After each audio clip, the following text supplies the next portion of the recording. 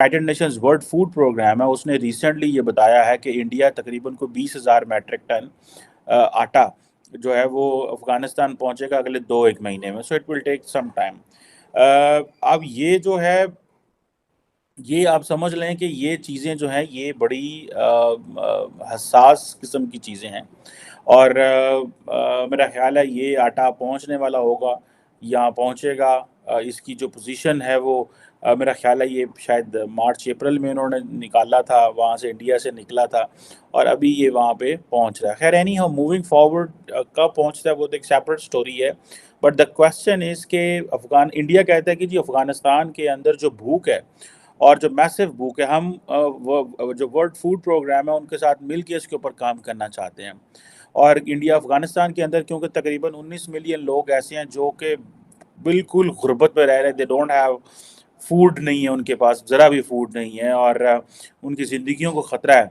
और रिसेंटली आपको पता है कि अफ़गान तालिबान ने जो यूएन के स्टाफ है, उस फीमेल यूएन स्टाफ हाउस में भी पाबंदियाँ लगा दी थी, और इंटरनेशनल कम्युनिटी बड़ा शोर मचा रही है।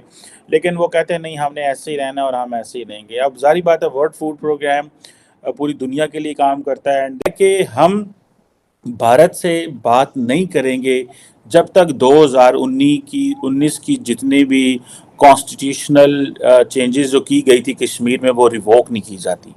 और ये बात रिपोर्ट हुई है। और इंडिया जो है, जारी बात है, वो G20 में कोई ममालिक को वहाँ लेके जाने में कामयाब हुआ। एक्सेप्शन है Saudi Arabia, China, Turkey, Indonesia, लेकिन वो भी उनके प्राइवेट सेक्टर वहाँ पे गया है, सुनने में यही आ रहा है। इसके अलावा भी मैं इंडिया ऑस्ट्रेलिया के हवाले से भी बात करना चाहता हूँ, लेकिन पहले हमें ये बताएं कि ये जो पाकिस्तान बार बार ये कह रहा है, इसके पीछे क्या लॉजिक है? क्या पाकिस्तान को ये नज़र आ रहा है कि इंडिया बात नहीं करना चाह रहा, या कि आपको इलेक्शंस नज़र आ रहे हैं, या आप समझते हैं कि हमें जो है वो वाकई बड़े प्रिंसिपल हमारी पोजीशन है? So what do you make of this statement of Pakistan foreign secretary साहब की जो है?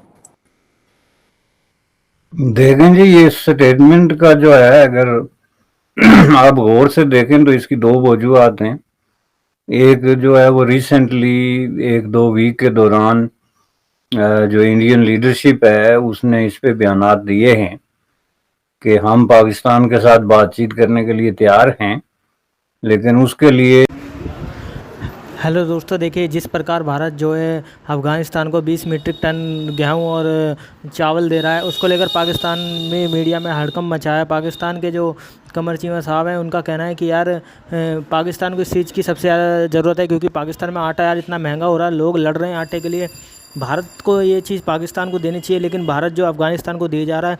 इसके साथ साथ यार उन्होंने कहा कि भारत को ऐसे में पाकिस्तान की मदद करनी चाहिए, लेकिन भारत तो बात करने के लिए तैयार ही नहीं है पाकिस्तान से। वहीं दूसरी तरफ यार पाकिस्तान के जो कमर चीमा, उनका ये भी कहना है कि यार भारत ने G20 का जो एक सक्सेसफुल जो मिशन था यार वो लगभग पूरा ही कर लिया है, उसमें अब कुछ बचा ही नहीं है। लेकिन दूसरी तरफ बात करें तो यार उनका ये भी कहना है कि यार पाकिस्तान ने इसको बॉयकॉट कर दिया था, और साथ में इंडोनेशिया, सऊदी अरबिया और एक आध देश और थे, जो तुर्की हो गया, इन्होंने बॉयकॉट कर दिया था। लेकिन उनका कहना है कि यार लेकिन ये बिल्कुल कामयाब हो गया है, और ना पाकिस्तान को न गेहूँ मिल रहा है, ना कहीं से अनाज मिल रहा है, तो पाकिस्तान में हाहाकार मचा हुआ है। उन्होंने कहा यार भारत से पाकिस्तान को बातचीत कर लेनी चाहिए, इसी में इनका फ़ायदा है। तो दोस्तों आगे देखते वीडियो में क्या कहा थी, इसने बाकायदा ग्रीन सिग्नल दिया, और दोनों, इंडिया और पाकिस्तान दोनों ने अलग अलग तौर पे, अगर आप डी क्लासीफाइड डॉक्यूमेंट देखें, यूनाइटेड स्टेट ऑफ अमेरिका के जो डी क्लासीफाइड हुए हैं खतो किताबत, तो दोनों ने अलग अलग तौर पे शिमला से पहले अमेरिका से भी बाकायदा जो है इन रिटन कम्युनिकेट किया कि हम शिमला में ये मायदा करना चाहते हैं, और ये टर्म्स और कंडीशंस होंगी। उन्होंने ग्रीन सिग्नल दिया, और उसका आप यूं समझ लें कि एक तरीके से सोवियत यूनियन जो है वो कस्टोडियन का रोल प्ले कर रहा था। जो भाग रहा था उसको वापस ले आके टेबल पे बिठाते थे, जो डेड लॉक होता था उससे राब्ता करते थे कि जी कोई हल निकालें, इसको इस तरह छोड़ के ना जाए।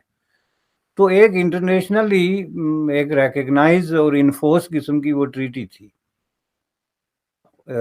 जिसमें कि मैं समझता हूँ कि अगर कोई दो मुल्कों के दरमियान वो ट्रीटी हो जाती तो फार एवर उनके दरमियान अमन कायम हो जाता।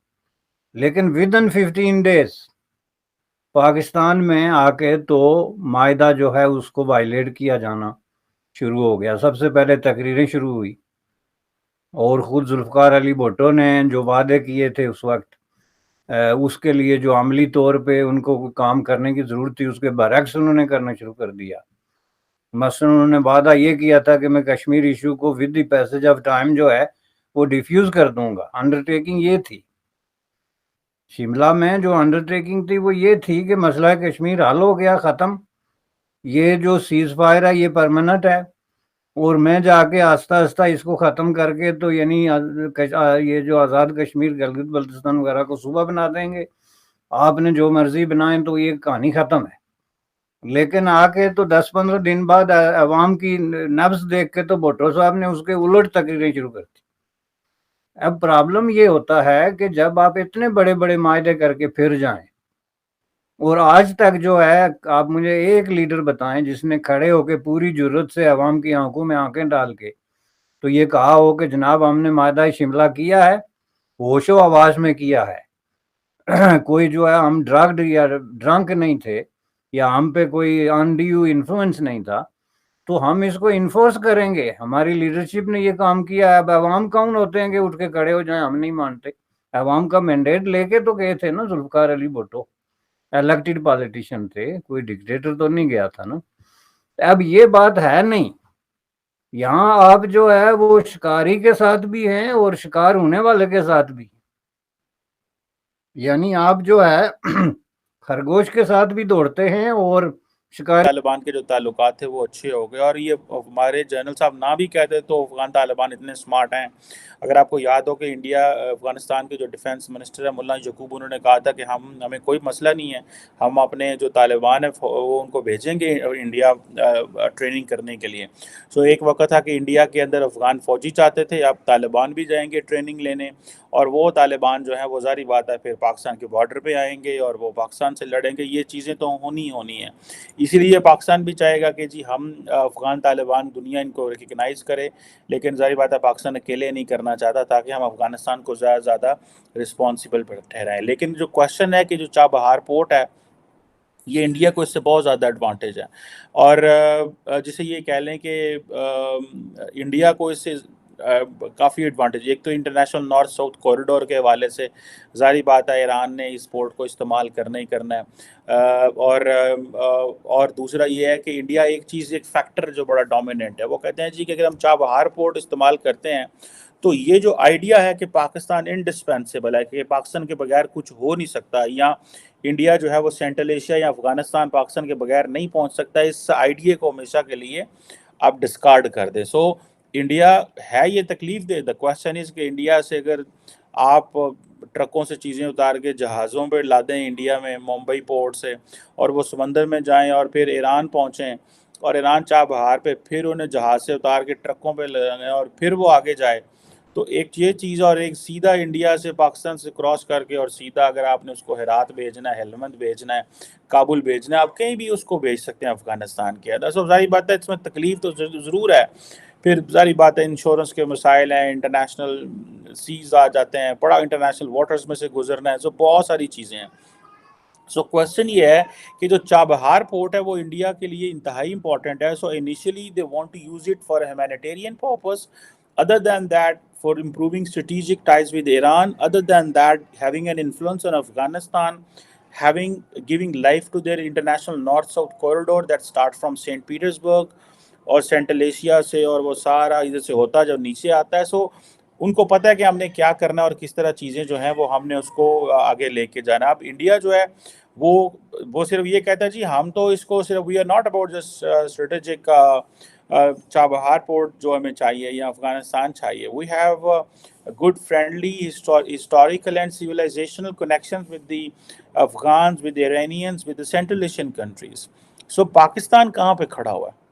अगर पाकिस्तान को बाईपास करके इंडिया अफगानिस्तान भी पहुंच गया, ईरान भी पहुंच गया। जैसा कि दोस्तों आपने वीडियो में देखा कि किस प्रकार जो पाकिस्तान के एक्सपर्ट थे, पाकिस्तान के यूट्यूबर्स थे, उनका क्या कहना है। उनका कहना है कि यार भारत ने ये एक समझ लीजिए G20 कराकर कश्मीर में जिन लोगों के अंदर जो इस बात का डर था कि यार कि कश्मीर के अंदर ऐसा कुछ नहीं है जो इंडिया बताता है, उनका भ्रम भी दूर कर दिया और कश्मीर एकदम सुरक्षित जगह हो चुकी है जब से मोदी ने 370 हटाई है। इसके साथ साथ उन्होंने कहा कि यार 1-2 महीने में जो राशन पानी है वो अफगानिस्तान भेज दिया जाएगा और पाकिस्तान को कुछ नहीं मिलेगा। तो दोस्तों आपको वीडियो कैसा लगा? वीडियो अच्छा लगा लाइक कीजिए, सब्सक्राइब कीजिए।